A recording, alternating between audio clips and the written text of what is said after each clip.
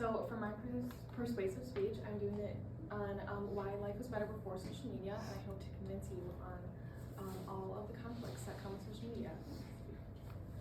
So starting off, here are some social media facts. So from college students, we often spend 8 to 10 hours on our cell phone a day, and that doesn't include a laptop or a tablet that we might use for studying or reading a book. So that's just a lot of hours that we spend on our cell phone. 8% of the global population says they are addicted to the internet.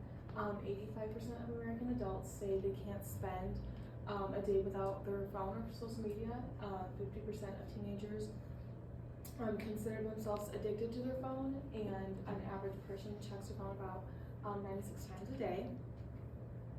And then the conflicts that I'll be discussing with social media are cyberbullying, insecurities, and social skills.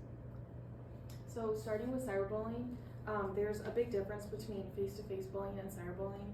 So face-to-face, there's often a physical proximity between your abuser, so there's often a chance to get away from your situation. And with cyberbullying, since the attacker is often behind the screen, you can be attacked from anywhere at all times. And since the attacker is often unknown, it diminishes their chances of getting caught. And since it is fast on the internet, it can go anywhere, and it's very hard to get off the internet. Some facts about some cyberbullying: 95% of teens say they have online access to the internet, which is crazy compared to a couple years ago. 59% of teens have experienced some form of bullying, and that can be from anywhere from like just a text or a post.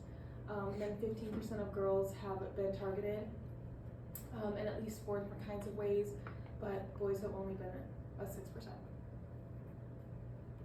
So next is insecurities. So there is with constant hours on your phone, there is an issue with technology depression, which is spending many, many hours on your phone, and that affects your sleep pattern, and it can also affect your moodiness and depression because it gets rid of your natural melatonin from the blue light on your phone, and that suppresses our sleep cycle, which can really mess up our bodies and mood. It also intensifies social pressure with all these people, and they're hiding behind their phones because they just see all these imperfections with their bodies. A lot of the social media we see now portrays our perfect body and what we're supposed to look like, and teenagers already struggle with like how they're supposed to look, and so social media just really intensifies that. So girls often feel they have to lose weight in order to be perfect, and guys feel they have to gain muscle, and that's just an average of what people feel like. Next, it's very, very addictive. Teenagers are often hooked on the validation that they receive from social media, and they check their phones 24/7 to see who likes their photos. And it can feel very depressing if you don't get what you want from your likes, and it can just feel very insecure. Growing up with a cell phone, I can tell you that I am very much addicted to my phone. I go to bed on my phone and I wake up on my phone, so that's not great. And lastly, social skills. So you lack the vocal and physical cues that you see when you have a face-to-face conversation. You miss facial expressions, eye contact, tone of voice, and posture, and you often misread these when you're having an online conversation.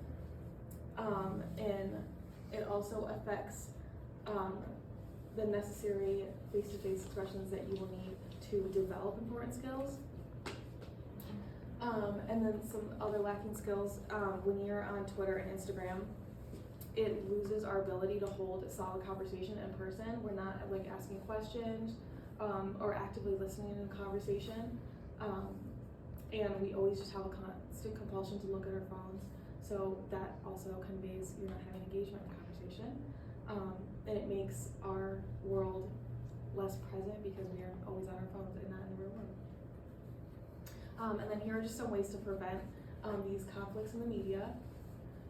So cyberbullying, we can directly react to them and try to ignore them. I know that's very hard, but not checking your phone, that can be a way to prevent it. And seeking support from others, as well as think before you post, because once it's on the internet, it never goes away. And then some insecurities confronting your feelings instead of avoiding them. That can help a lot, as well as preparing yourself for a setback, because we don't live in a perfect world, so it's good to not think of all the perfects. And then challenging your negative thoughts as well as distancing yourself from them can help. And then improving social skills can be putting yourself in their shoes and thinking about how someone else might view a topic as well as just your own, trying not to think of your own.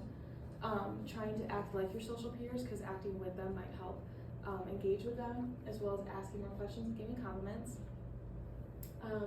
And then trying to be less addicted to the social media and your phone is trying to only check your phone once a day, which is very difficult, as well as turning off your phone a couple hours before bed so you're not straying to that blue light, removing your phone from the morning routine, and discovering new hobbies so you're not on your phone. So in conclusion, social media has benefits, but they're more worse than good issues, and it's quickly affecting us, and it's pulling us away from the real world as well, and it's changed us for the worse, and it will continue to do so if we don't change it. And there's more sources.